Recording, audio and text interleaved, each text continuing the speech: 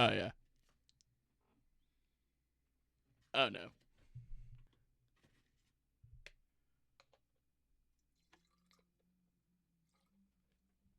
Oh, yeah.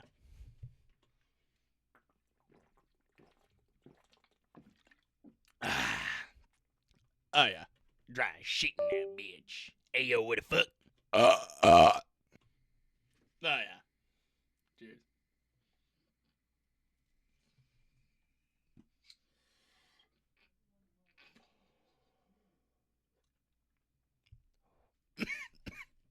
Oh, yeah. It's Ray William Johnson time. This one is called This Shady Politician is in Prison Now. Of course, Ray William Johnson. Let's get it. So this guy doesn't want to lose his election, so he just straight up kills his opponent. Now the guy's name is Sidney, and Sidney is 57 when this story starts, and he's living in DeKalb County, Georgia. But here's the thing about Sidney. He thinks he's above the law. He works as a homicide detective, and he's the kind of crooked cop who will kill a suspect and then claim that he wasn't at fault. In fact, he's been involved in 2 deaths while on duty, and he was never punished for either of them. And so one day, around 1996, Sidney decides that he wants even... Honestly, that sounds like the fucked up, corrupt justice system that America has today. even more power, and he's gonna run for county sheriff. Oh, God. So he runs, and they have the election, and wouldn't you know it, he wins. And he becomes the first black man to hold the position in that county. So now, Sidney is in charge of one of the largest county jails in the United States, with over 700 employees. That's a lot of responsibility. But as soon as he takes office, he starts abusing his power. And when I say this dude is corrupt, I mean this dude is corrupt. Like, he'll order his deputies to go pick up his kids from school every day. He'll order them to accompany him and his family on like a trip to Disney World, like they're his personal chauffeur. He'll use the in-house lawyer for his own personal legal issues. If his kids' cars break down in a neighboring state, he'll instruct the county employees to drive out and repair them. You know, shit that a sheriff is not supposed to be ordering his employees to do. Oh, and it doesn't stop with the county staff.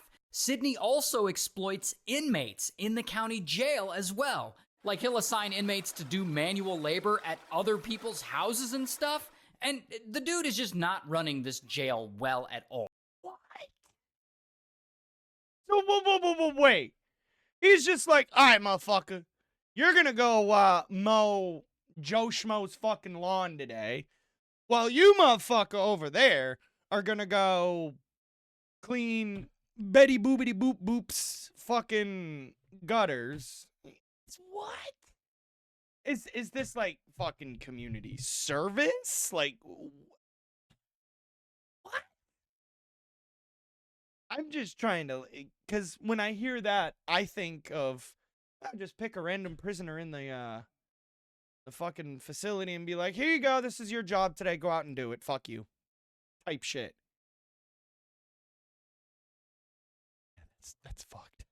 Like, the inmates aren't getting adequate medical care. Conditions even get so bad that multiple inmates file lawsuits against him. And none of that is even the most corrupt thing that he does. At some point along the way, Sidney starts taking bribes. Plus, he's known to force women who work under him to smash with him. I mean, you get it. The sheriff is not a stand-up guy. But he doesn't seem to care.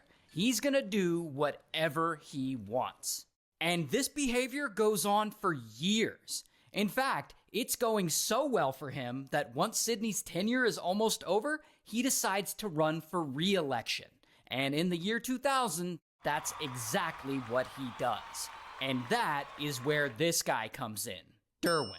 Derwin is also a veteran law enforcement officer, and he seems to be well-liked in the area. And from a distance, he's been watching how Sidney runs the sheriff's department and the county jail. Hold on, I got some shit on my glasses. Okay, now I feel better. And he doesn't like it one bit. And he can see that there's a lot of corruption going on, and he's determined to change all of that. So he decides to run for county sheriff too, against Sidney. So he gets to work and he starts campaigning, and he's promising that if he gets elected, he's going to investigate and fire all the corrupt officers in that sheriff's department. And surprisingly, this works. Election day comes and Derwin actually wins. Damn. And so poor Sidney, now he knows he's fucked. Not only will he be out of a job soon, but once Derwin takes over, he's going to start investigating the whole department, and that investigation could land him in prison. And he's not about to let that happen. In fact, he doesn't want to leave his position at all. He wants to stay sheriff for another 4 years. And that is when he gets an idea. What if he were to... So he about to do some Donald Trump shit. No, I'm just kidding. Murder Derwin. And that would then trigger another election, and then he would probably win his job back. Ayo, and that that AI. is exactly what he's about to try and do. He's gonna try and kill Derwin. So it's still the year 2000, and Derwin, he's been elected sheriff, but he hasn't officially taken office yet. So Sidney is still technically in charge. So then one day, Sidney links up with this guy, Patrick. And Patrick is one of his deputies, and he's just a shady dude. So Sidney invites Patrick over to his house, and there he hands him a piece of paper with instructions on it to murder Derwin.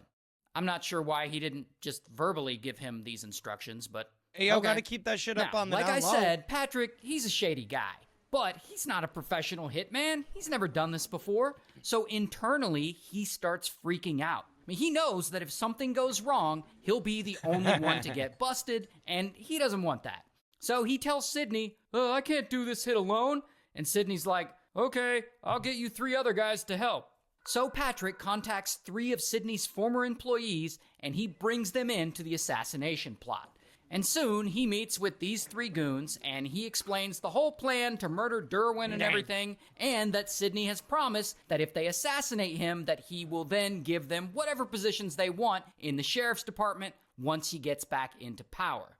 And the 3 goons hear this plan, and they're like, all right. And they start stalking Derwin and watching his movements and monitoring his home and where he goes when he leaves, because they're waiting for the right moment to catch him vulnerable. However, none of these guys are built to be a hitman. As I said, they work in the sheriff's department. They're not hired assassins. So they keep dragging their feet on this murder. It seems like they just can't decide when to do it. And 3 months go by, and the job still isn't done. And by this point, Derwin is just 3 days away from being sworn in as the new sheriff. So Sidney knows Yeah, them fuckers are fired.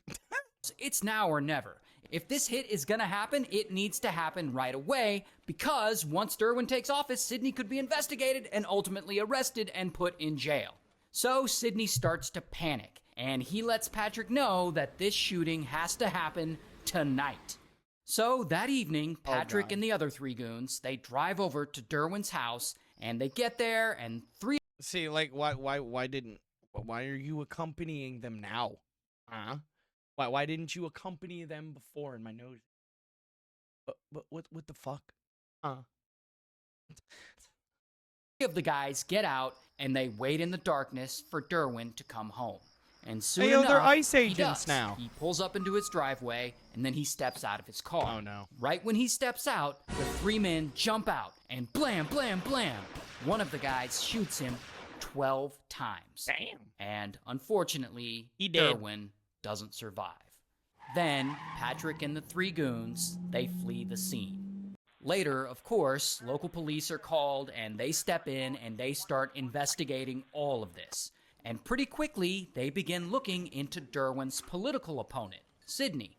The problem is that they don't have any hard evidence tying him directly to the murder. And so ultimately, the case ends up going cold. Until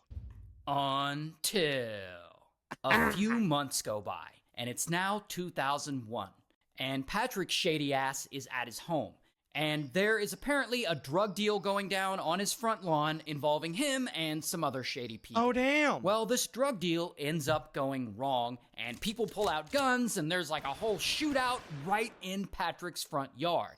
And blam, one of the guys gets shot, and he dies. And eventually, police show up, and bam, they make a bunch of arrests, including Patrick.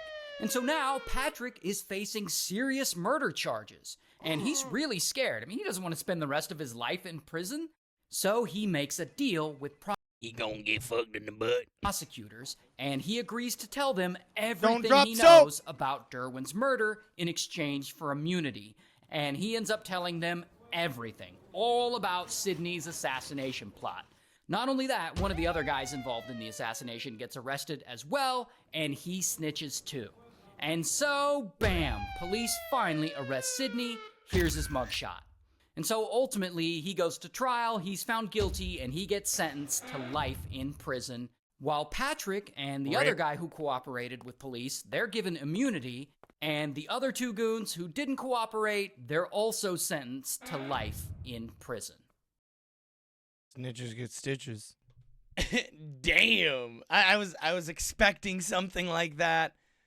But fuck. Ladies and gents, boys and girls, that is going to do it for this video. I hope you guys motherfucking enjoyed. I know I enjoyed. Make sure you guys follow me on Twitch, JMosier710, and of course on Cake, JMosh420. Been streaming a lot up on those platforms both. So, check them out. Anyways, ladies and gents, boys and girls, that's going to do it. I'll see y'all on the next one. Peace.